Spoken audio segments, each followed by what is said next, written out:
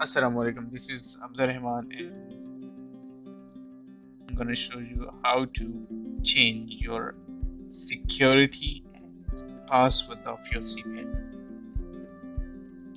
What first of all, what you have to do is go to your cPanel.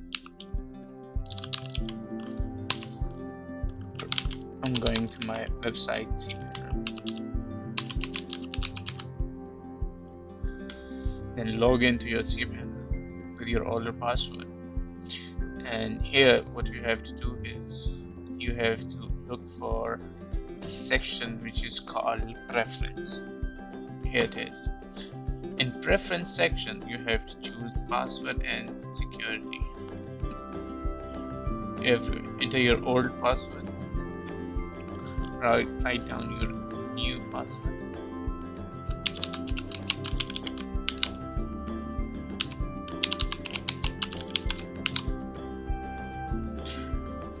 and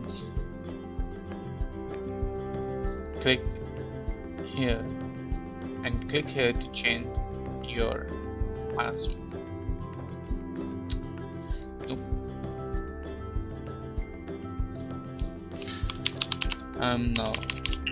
Now here you want to enter your new password.